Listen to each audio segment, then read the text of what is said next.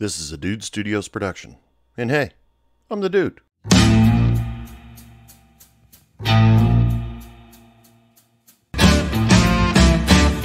bartender, pass me a drink.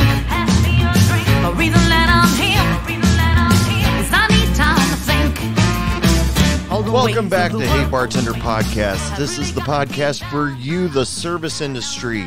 And, you know, well, other people can join in. It's all in fun, people, you know. I'm your bartender for the night. I'm the dude, or you can call me Anthony. We're on a first-name basis by now, I hope. Yep, I'm the bartender that doesn't believe that you need a college degree to speak into a microphone, because look what I'm doing now. Ha ha! Today I'm going to be going off a little bit about these people that think they're self-righteous just because they got a degree in something. Whether they went to a 4-year college, whether they went for a 12-year college, whatever, and compare themselves as the royalty when they walk into an Applebee's. And we're also going to be hearing a song from Sarah Hester Ross a little bit later, so stick around for that. But first, let's talk about today's cocktail. As usual, I try to make the cocktail go along with what I'm talking about for today. And the best I could do was from PiedmontGrocery.com. This cocktail is called The Graduate.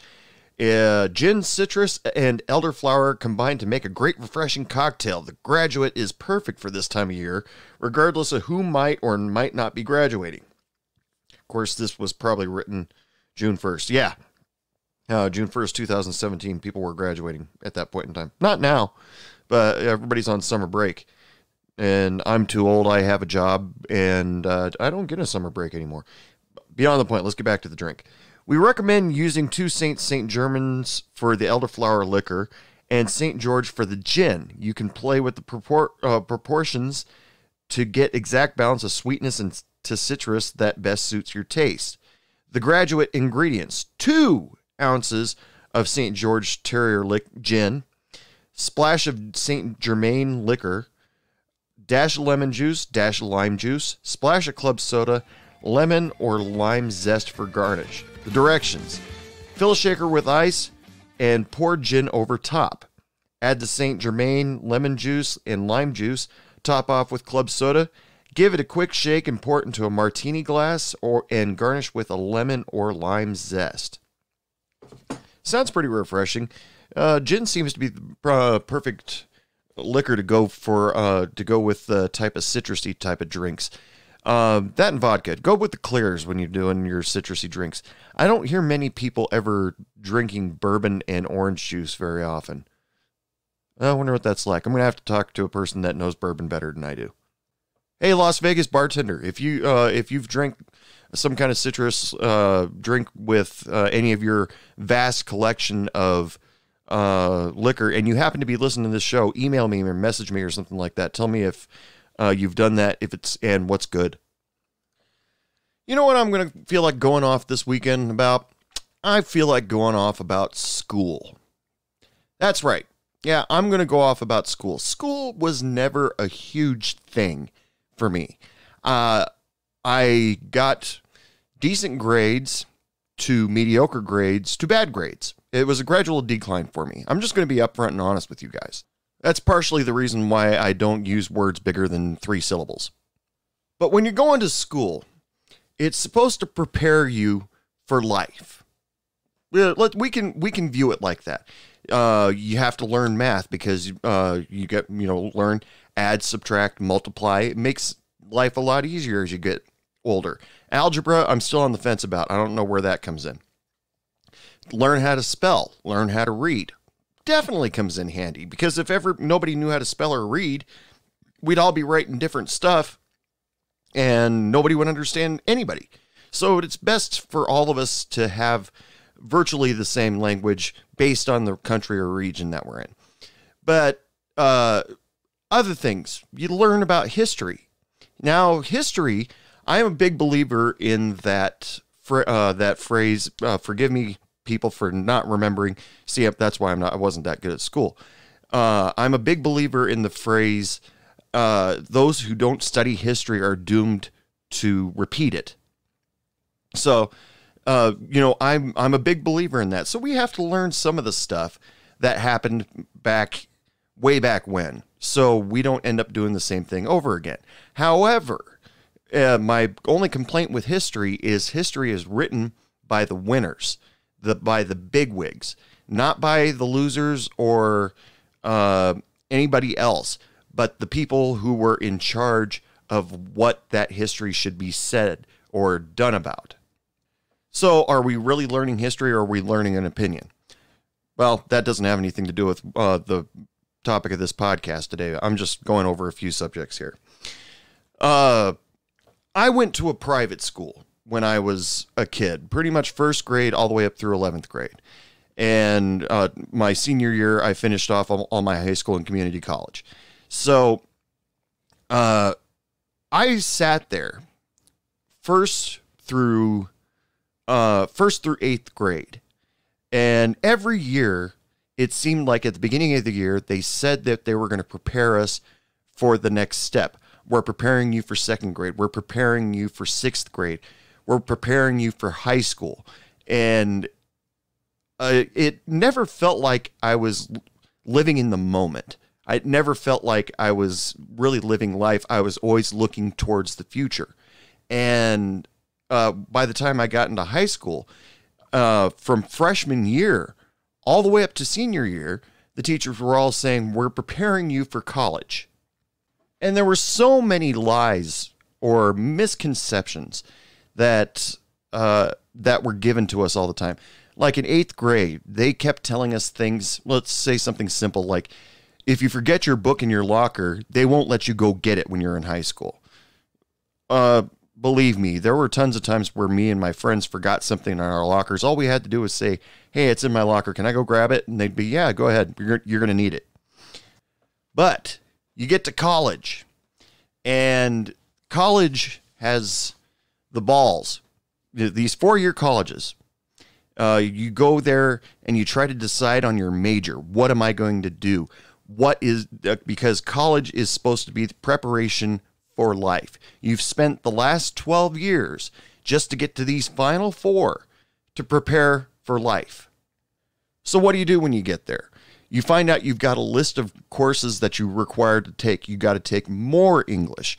You got to take more history. You got to take more math.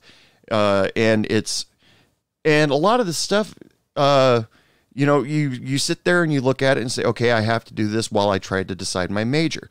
Then all of a sudden, one day you decide your major. And the major, all of a sudden, I don't know if any college students ever realize it, but like, say your major is theater. Now, is it really necessary that you need to learn trigonometry once you've made that decision that you want to work in the theater when you grow up? Is it really necessary that you have to learn world history if you decide you're going to be an electrician? Pretty much when you're an electrician, all you have to know is the voltage if you go into a different country, and the odds of you going to a different country to set up electrical equipment is pretty slim. But getting beyond that, when you reach the end of college, you're walking down that aisle, you've got that goofy hat on, and you get that piece of paper that says you graduated with whatever major from this prestigious college or not so prestigious college, a college that has a great football team, a college that's heard of football. It just all depends on where you go.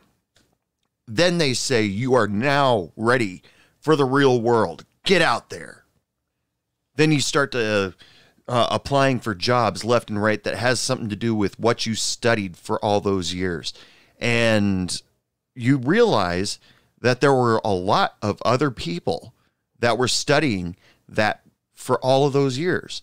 And, you're competing against them. So you walk up and say, hi, I majored in accounting when I was in college, got straight A's, and the person at the reception desk, okay, get at the end of the line with the rest of the people. But then all of a sudden you hear about, I don't know, the Backstreet Boys, I don't know if they went to college or not.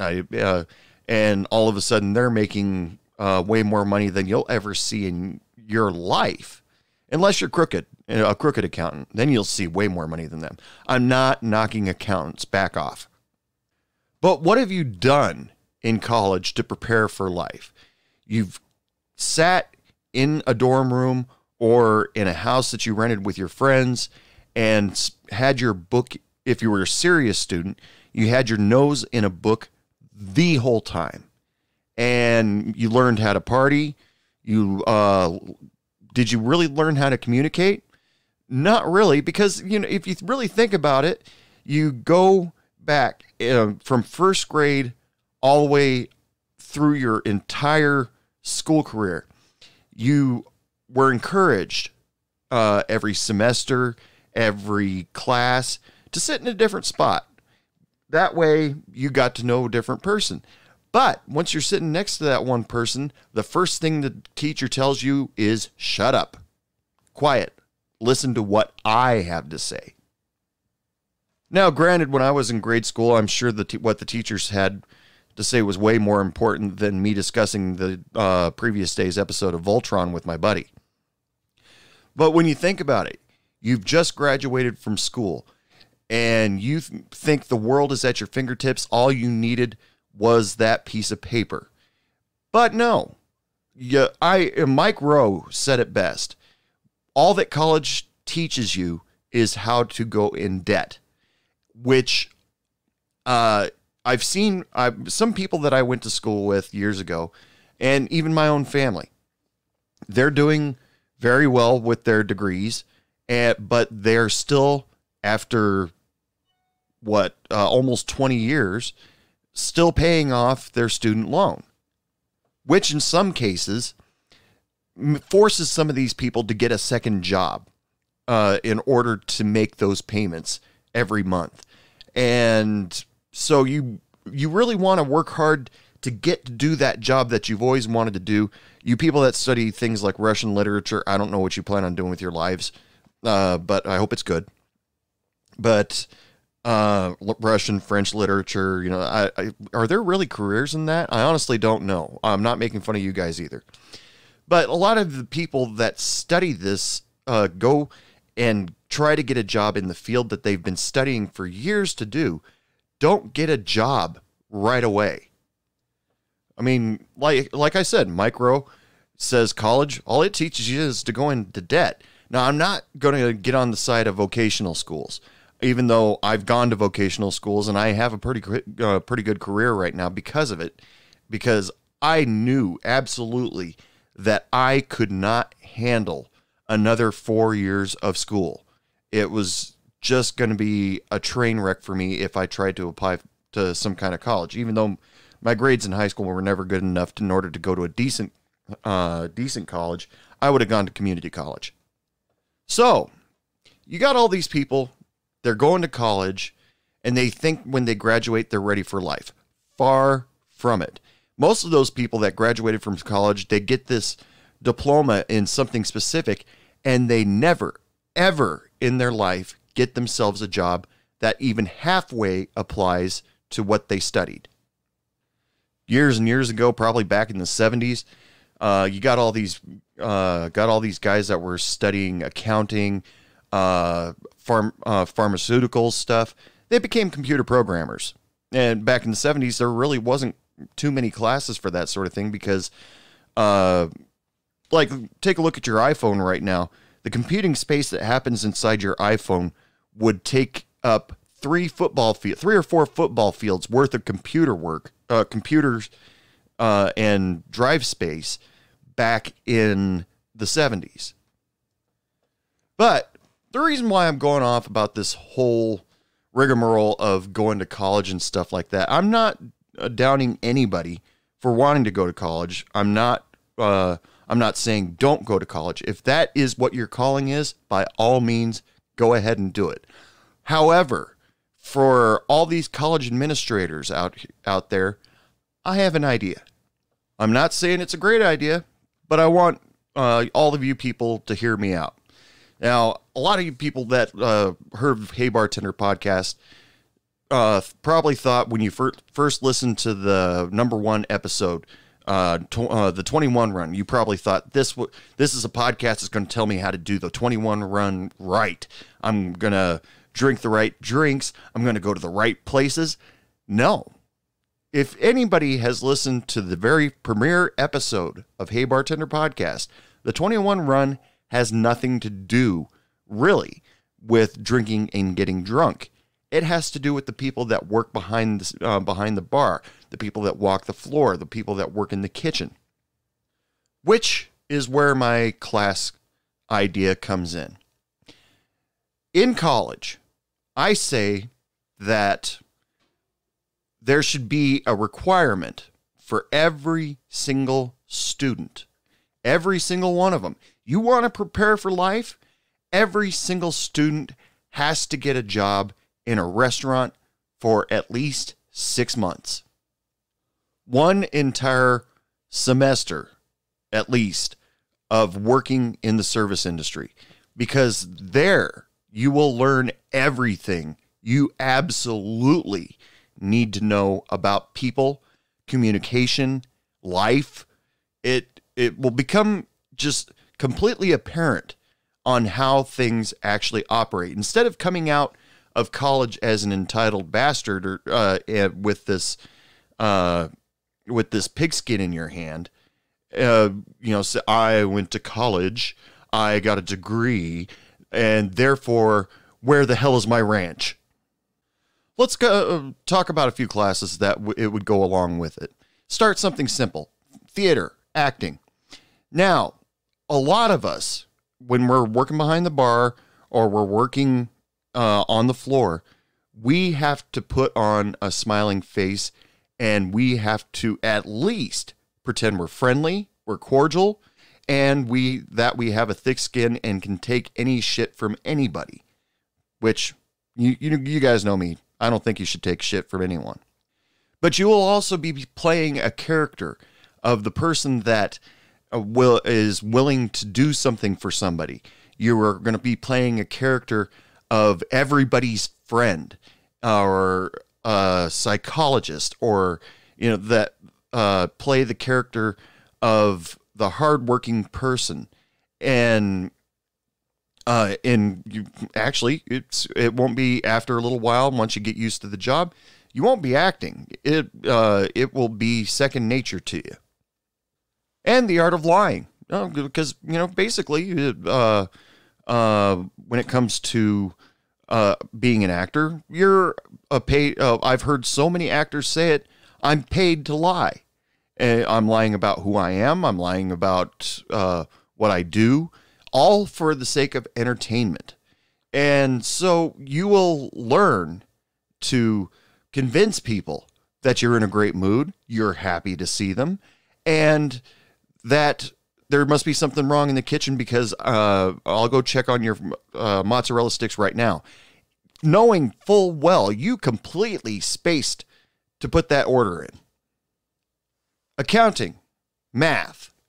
Now, if you want to learn how to do math properly, if you want to learn how to do accounting books properly, work in the service industry, for God's sakes, because at the end of the night, you've got to make sure that all your receipts match up. You've got to make sure that all your credit card receipts match up. Make sure that the money in your till or in your book matches up. Otherwise, you got to put your tips into that in order to make everything even, because the house always gets its money, and you do not want that to happen.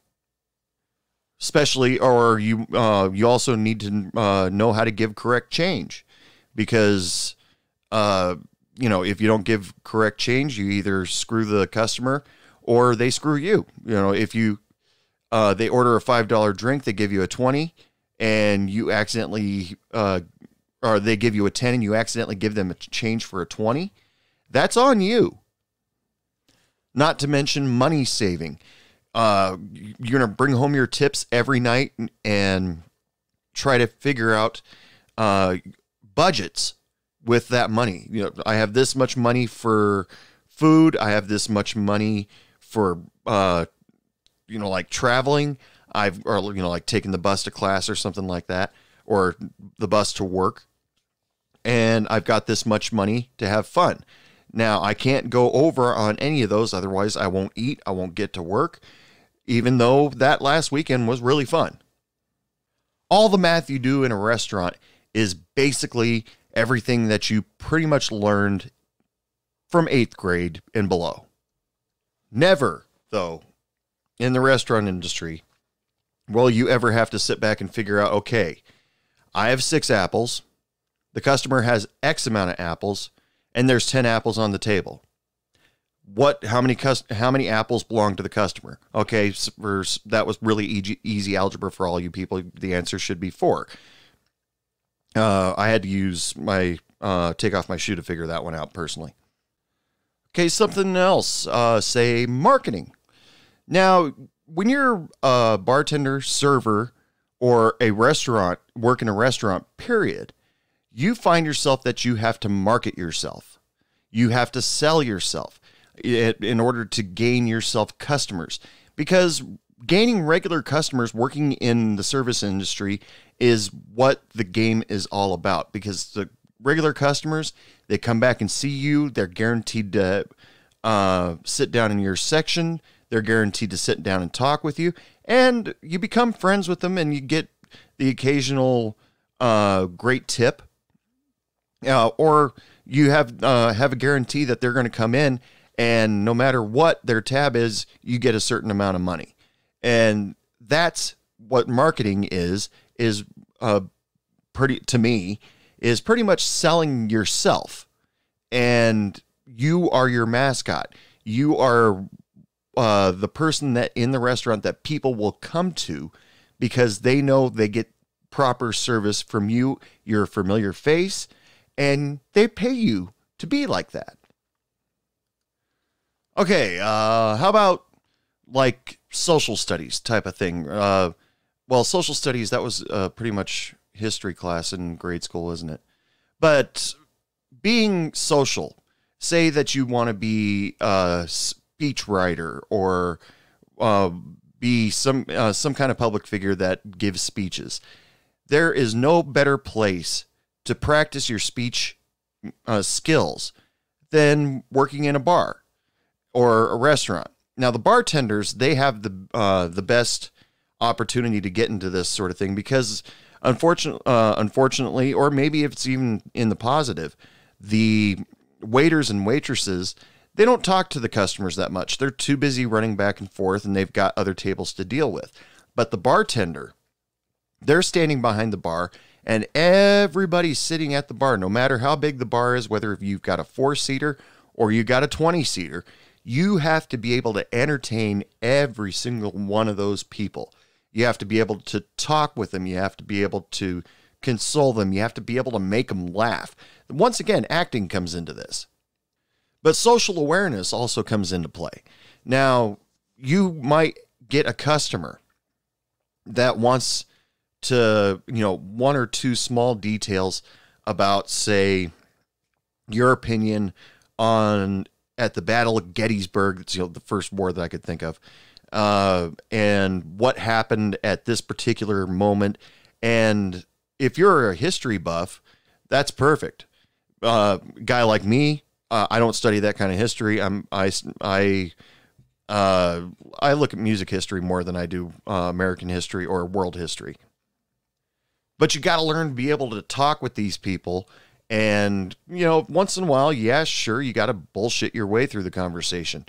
Like when you absolutely have no idea what the person's talking about. And you're like, I heard about that. Wow, yeah, that was crazy. Get thrown out these really generic things. But when somebody actually asks you about something that you know of, they know that you know of. Like when somebody came up and asked me a question about Billy Joel, they knew I knew about Billy Joel. And so I'm prepared by no other fault but my own to tell them about Billy Joel, because they sit back and ask me everything from what's the story behind Piano Man And why the hell would he divorce Christy Brinkley? Well, his personal life, that's his personal life. I didn't ever really get into it. But if you want to know the story behind Only the Good Die Young, that I'm your man.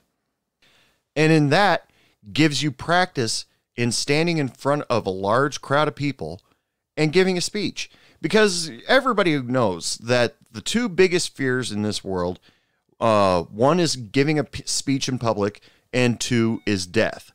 Which, according to most comedians, you'd rather be the guy in the casket than the guy giving the eulogy. But when you're standing in front of all these people, you start to acquire knowledge from them. And in turn, you give them knowledge. And there's a back and forth. And sometimes they ask you the difficult questions, which prepares you for difficult questions that you may get later on in life. And sure, you might get one of those people that will get mad at you for not knowing something or knowing the wrong details, but that's your opportunity for learning. And, it's tons of opportunities for that. Works great if you want to be a teacher too. Doesn't matter, any grade, because you're going to be serving people who are as mature as a 5-year-old. You're going to be serving people that are as idiotic as a teenager, as crazy as somebody in their 20s, as mature as somebody in their 50s. And, you're going to be working with all different age groups, and you'll be able to talk and teach with every age group, depending on the restaurant that you're in, of course. Like if you work at a diner that doesn't serve alcohol, and kids can come up and sit up at the bar and have themselves a waffle or like smothered and covered. My mind's stuck on Waffle House right now. Anyway, where the kids can sit up at the bar and just chill out, and you're going to be talking to them. Not so much below 21 in a bar, but if you work in a diner. Now, how about something a little bit more difficult for me to talk about? Law. Okay, there are tons of laws that you will have to brush up on if you work in the restaurant industry. There's probably even a law degree that you can get based just on that. I don't know that for certain. Don't look it up. Now let's talk about the something like the law enforcement type of area. Yes, if you work in a bar or a restaurant, there occasionally you will have to break up a fight. You will have to make a decision on what those people are going to, how they're going to be punished. If you're going to 86 them, you're just going to give them a cool down period, or you're just going to get them sit down and be quiet and just finish their drinks. They can come in tomorrow. That's decisions that law enforcement has to do every single day. It's not just somebody was doing something bad, cuff them, get them out of there. Even though when it comes to like that, making decisions like that, I was always a big believer. I don't care who started the fight. You're both out of here. Bye. But you also have to learn the laws of serving people. Like if you accidentally serve somebody that's allergic to gluten, you accidentally serve it to them, that makes you liable. Yeah, unfortunately, if you're a bartender, you overserve somebody, and they get in a car accident on their way home, it could lead back to you. Liquor Control Commission, they come in and they try to do a sting on you. You have to know what you can be called at fault for. You have to be aware of all sorts of things, which is included in the study of law. Yeah, understanding what your rights are, what the other person's rights are, and be able to tell who's at fault, and be able to make the right judgment on what to do about it. You see, it all comes into play right there. Art students, people that study art, architecture, you'll start to understand why things are the way they are, especially in a public place. Now, if you want to talk about, what's that really fancy word, feng shui or whatever like that? that probably comes into play because you want the bar to have a nice flow to it in order to for people to feel comfortable. You know, you don't want uncomfortable chairs. You don't want obnoxious artwork all over the place. You want these people to feel comfortable in this place. So what kind of things make people feel comfortable? How would you decorate this place, or how would you design your own place? You know, you stand there, you look at the place and say, okay, I like the way the bar is, but those tables actually are in the way. And so what would I do? I'd take that wall out, expand it a little bit farther. You see, you can use that totally. And, you know, I'm just trying to prove a point to you guys. Not so much to the people that are already bartenders and servers.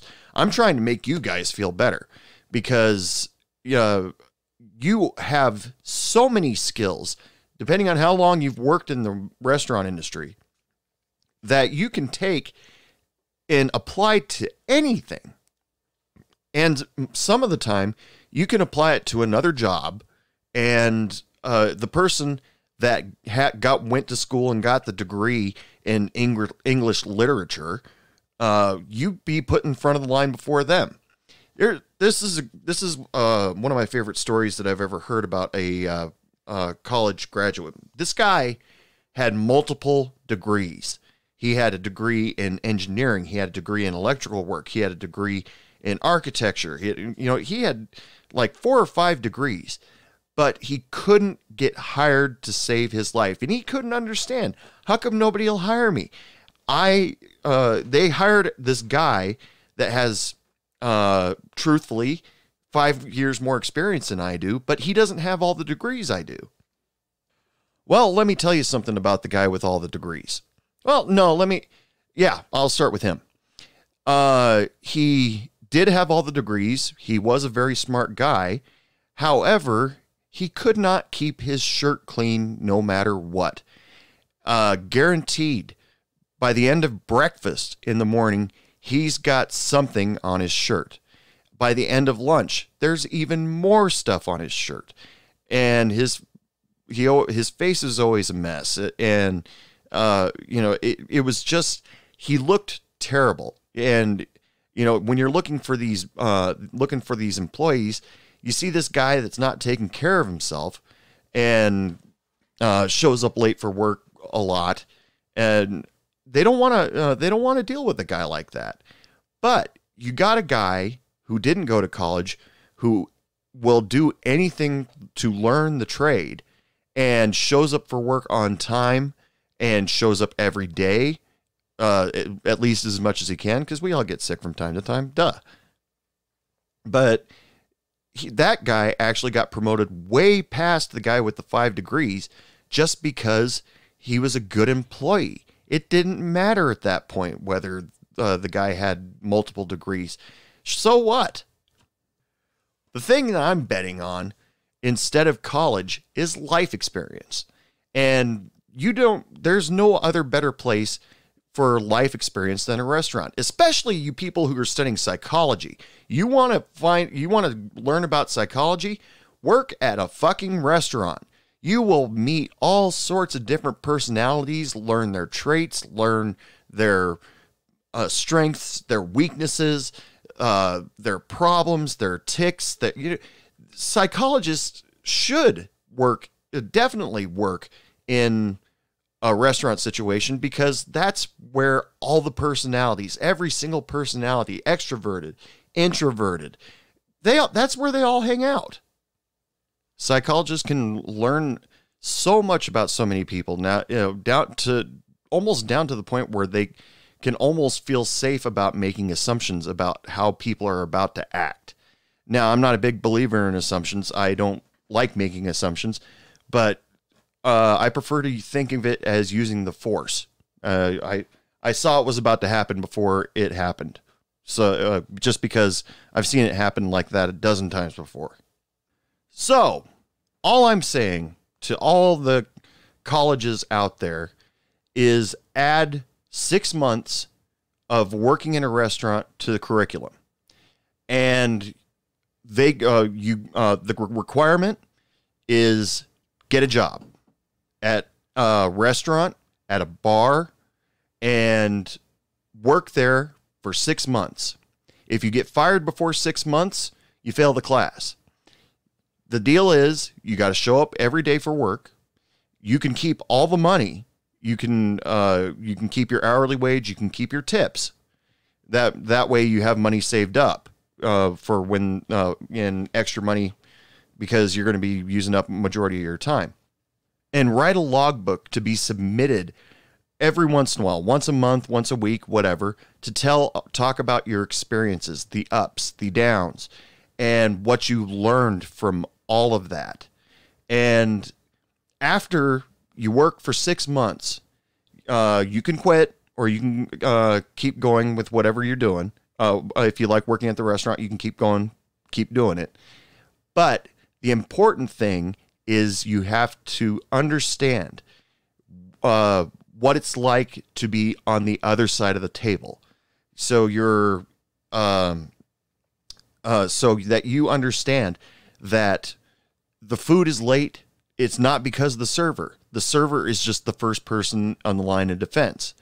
The reason why they don't have a particular ingredient is because the manager didn't order it that month or whatever. And you start to understand the reason why your table isn't served first is because there were 3 other tables in front of you. You'll start to understand why you had to wait in line for an hour just because in order to get to your table, just to sit down, and just because the people in front of you that got into the restaurant before you did decided to sit down and have a couple more drinks before they just paid their bill and left. Sometimes servers, bartenders, we can't get people to leave just because they just want to sit and talk for a little while. You'll understand more about the customers. You'll understand more about yourself, really, because, I didn't really take it into account that I'm an introvert until I became a bartender, because, people would try to talk to me and I'm just like, one word answer. That's it. Say, hey, how you doing? Fine. What'd you do this weekend? Nothing. And, a lot of people were a little bit worried about me when they first met me. But as I warmed up to people, started understanding the stuff that I had to do, the stuff that I had to know, because I was scared shitless when I first became a bartender, because I went through OLCC training and I took the 2-week course to learn how to be a bartender. And things started scaring me. Well, what if a bad ID goes across the table and I serve a minor and I get caught for it? What if a customer I accidentally overserved, the person actually can hide how drunk they are, or I just haven't learned their tell yet, and they end up getting in an accident on the way home, or they get pulled over by a cop, and then OLCC starts sending stings over to my bar because they think that I'm being irresponsible with the liquor behind the bar. A lot of things like that scared me, but I took every single thing that I learned from being a bartender, whether it was dealing with money, whether it was communication, whether it was telling jokes, dirty jokes, lots of dirty jokes, and dealing with customers. I learned tons of things that is more easily transferable than any degree that I could have gotten from any college. At least that's just me. I could be wrong. I mean, this all goes back to those assholes that look at you and say, why don't you get a real job? And, it still boggles my mind that they don't think working in a restaurant is not a real job. We're treated poorly. We're treated unfairly because we don't make 6 figures a year. And, some people think that making like $60,000 a year, it makes them a big deal. But truthfully, most of us servers and bartenders make more than that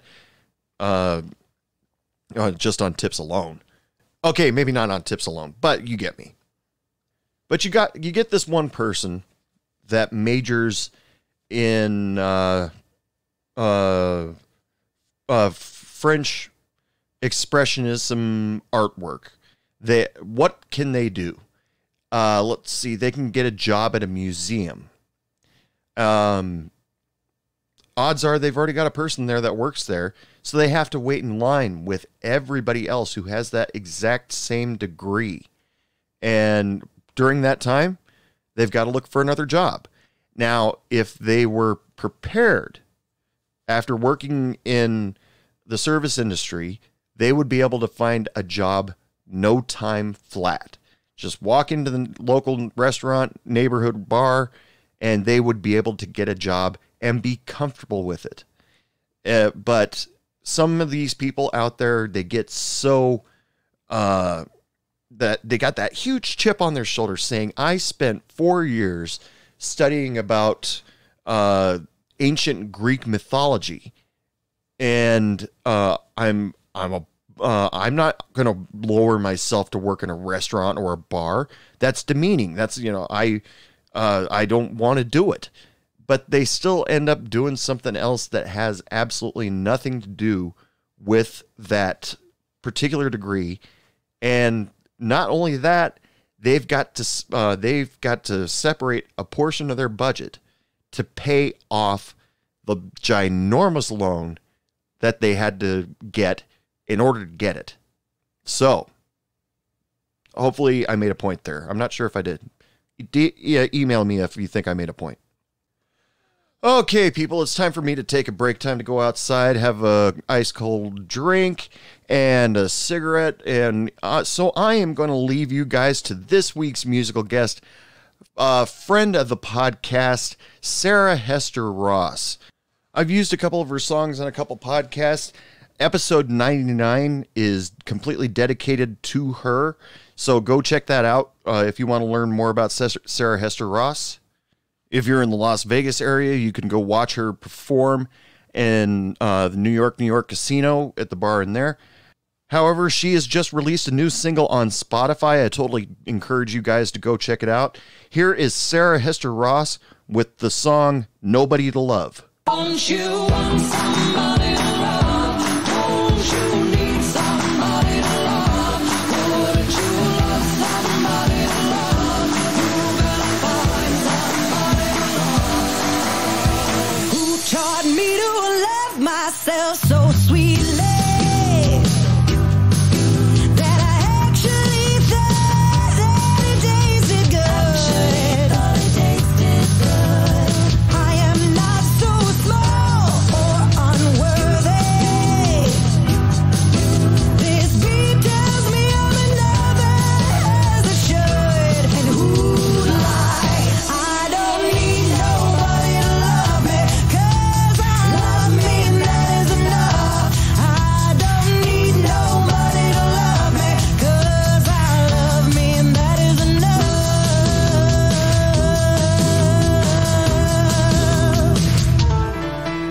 Accept yourself as a work in progress.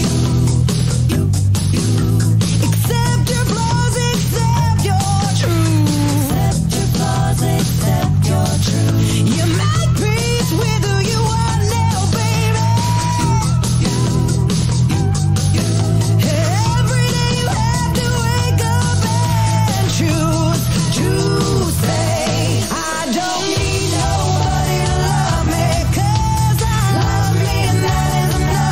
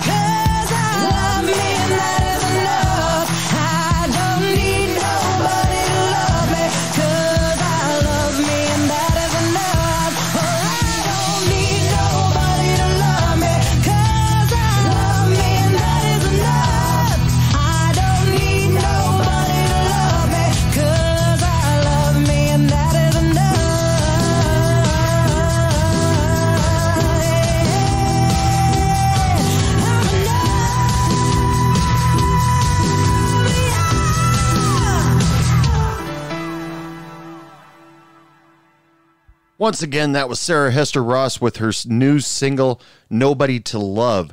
If you want to go check that song out, get on Spotify and download it now. You can also check out Sarah Hester Ross on Instagram and TikTok. Just look up Sarah Hester Ross. She's the girl that does that Florida Man Friday thing and Florida Woman Wednesday. She's hilarious. She's an awesome musician, great piano player. Get on Instagram and TikTok and follow her right now so you can find out when she's letting out new singles.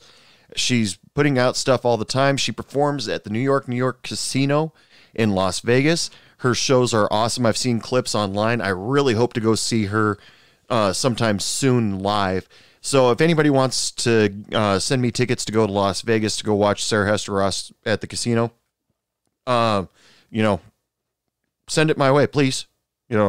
I'll get a small room, queen size bed. I'm cool with that. I'll even fly economy. But anyway, enough of the begging. So people, it is last call for alcohol. Come on up to the bar because I tend to get lost when I'm wandering around the tables and I can't find my way back. Then nobody gets any drinks. So special thanks to Sarah Hester Ross for letting me use her single Nobody to Love. Remember to download that or at least stream it on Spotify. She's got a lot of other great songs on there that you have got to check out. Remember to follow her on Instagram and TikTok. Remember, if you guys want to help support a podcast, go to www.heybartenderpodcast.com and pick up a Hey Bartender Podcast t-shirt.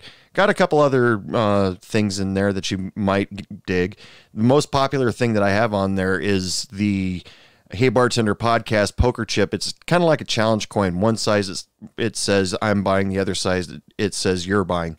A lot of people totally love that thing. Remember, if you want to contact me, my email is dude@heybartenderpodcast.com. If you have any stories you'd like to share, or if you want to be on the show, or if you are a musician and want some airplay, contact me. I'd be more than happy to help you do that because I love doing this sort of thing. You can also follow Hey Bartender Podcast on Facebook. It's Hey Bartender Podcast. Instagram, Hey Bartender Podcast. TikTok, Hey Bartender Podcast. I'm on Twitter, but I really don't do much on that site, so let's just ignore that. If you want to follow me, you can find out when the new episodes are coming out.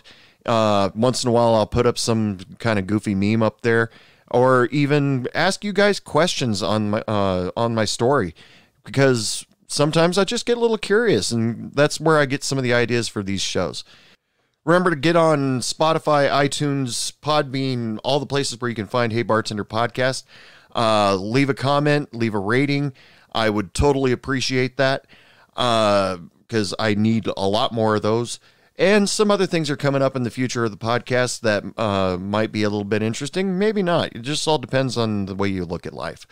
So, as usual, ladies and gentlemen, I just have to wish you all, first of all, I want to thank you all for listening to Hey Bartender Podcast. And remember, if you want to be a part of it, all you have to do is email me, dude@heybartenderpodcast.com, or DM me on any of the social medias. And just remember, I wish you all lots of love, lots of sex, lots of happiness. And remember, don't take any shit from anyone. Good night. I think I need another drink. What do you mean it's last call?